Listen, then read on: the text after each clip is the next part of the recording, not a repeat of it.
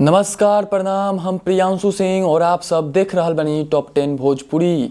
और आज आप सबके बीच में लेकर आ गई बनी 4 फरवरी के शाम के 8 बड़ी खबर जो जुड़ल बाटे हमनी के भोजपुरी इंडस्ट्री के तरफ से। वहीं बढ़ल जाओ सबसे पहलका खबर की ओर। तो सबसे पहलका खबर निकल के आ रहल बाटे खेसारी लाल यादव जी के तरफ से। जी हाँ, आप सबके बता दी कि खेसारी लाल यादव जी के आप सबके पता हुई कि आज से 1.5 साल पहले एगो फिल्म के रिलीज के लिए रहे जो फिल्म के नाम बा संघर्ष।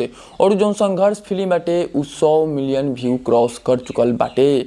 जी आप सबके बता दें कि भोजपुरी के तीसरा चौथा ऐसा फिल्म हटे जो कि 100 मिलियन व्यू क्रॉस कर चुकल बाटे।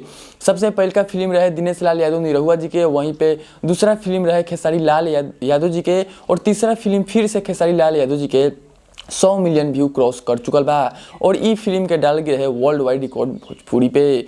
वहीं बढ़ल जाओ दूसरा खबर की ओर। तो दूसरा खबर निकल के आ रहल बटे पावर स्टार पवन सिंह जी के तरफ से।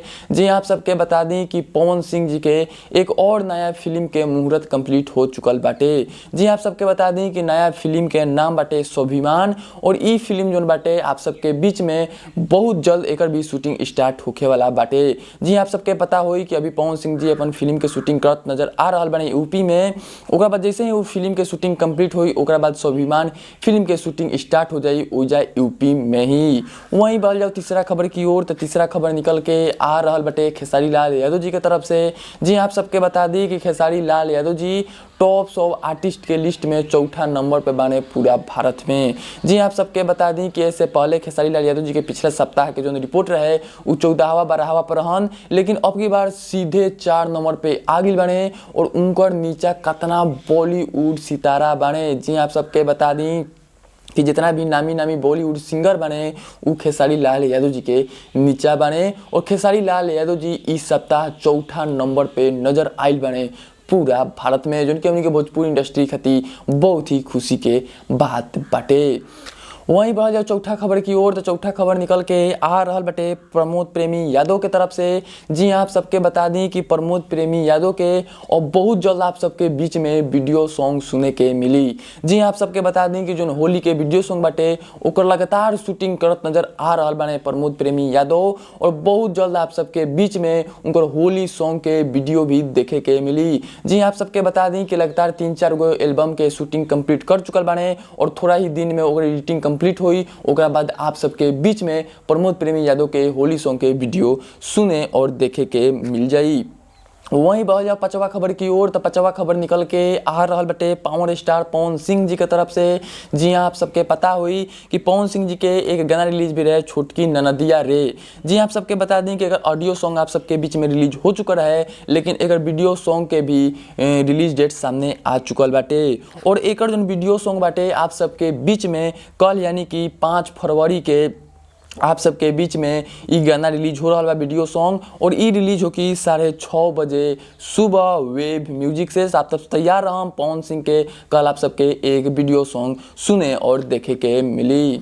वहीं बढ़ जाओ छुआ खबर की ओर। तो छुआ खबर निकल के आ रहल बटे अवधेश प्रेमी यादव के तरफ से। आप सबके पता हुई कि अवधेश प्रेमी यादव के रोज लगातार आप सबके बीच में एक गो होली सॉन्ग सुने के मिलता, लेकिन बहुत जल्द आप सबके होली सॉन्ग वीडियो में भी सुने और देखे के मिली। जी आप सबके बता दी कि अवधेश प्रेमी यादव जो बाने अभी दिल्ली में आपन जितना भी होली सॉन्ग बाटे ओकर वीडियो शूटिंग करत नजर आ रहल बाने। और बहुत जल्द आप सबके बीच में उनकर वीडियो सॉन्ग भी सुने और देखे के मिल जाए। और बहुत जल्द आप सबके बीच में यानी कि कल या परसों से अवधेश प्रेमी यादव के वीडियो सॉन्ग भी आप सबके सुने और देखे के मिल जाए। भी लगातार शूटिंग करत नजर आ रहल बने अवधेश प्रेमी यादव।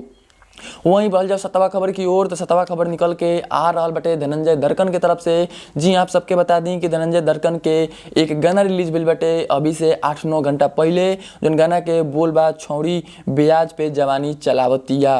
जो कि आप सब अभी तक ये गाना नहीं सुन ले तो आप सब जाके सोनो 10 भोजपुरी पे आप सब ये गाना सुन सकता नहीं जा। अभी से 9 घंटा पहले ही गाना के रिलीज कर दो गिल बा।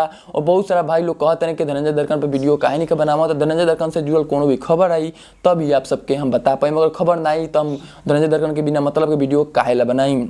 वहीं बढ़ जाओ 8वां और आखिरी खबर की ओर। 8वां और आखिरी खबर निकल के आ रहा बटे नीलकमल सिंह जी के तरफ से। नीलकमल सिंह जी के भी एक गाना भी रिलीज भइल बाटे, आज ही रिलीज भइल बा, जौन गाना के बोल बा यरवा रोवे पिचकारी धके, जौन कि अभी तक आप सभी नहीं सुन ले तो आप सब जाके नीलकमल सिंह जी के ऑफिशियल चैनल पे गाना सुन सकते हैं। सुबह में ही गाना रिलीज भइल बाटे और बहुत ही खूबसूरत सॉन्ग बाटे, आप सब जाके एक बार जरूर सुनाम। और अभी ऑडियो सॉन्ग रिलीज कर बा, वीडियो सॉन्ग अभी रिलीज नहीं कर गई। तो उम्मीद करता नहीं कि आज 4 फरवरी के शाम के 8 खबर में से आप सबके एक ना एक खबर पक्का पसंद आई हुई। तो आप सबके कौन खबर सबसे अच्छा लागल कमेंट बॉक्स में अपन राय जरूर दें और वीडियो के दबा के शेयर करम कि और भी भोजपुरी फैन तक पहुंचे। फिर से मिलता नहीं कल शाम के बड़ी खबर के साथ, तब तक देखते रहिए टॉप 10 भोजपुरी। जय हिंद, वंदे मातरम।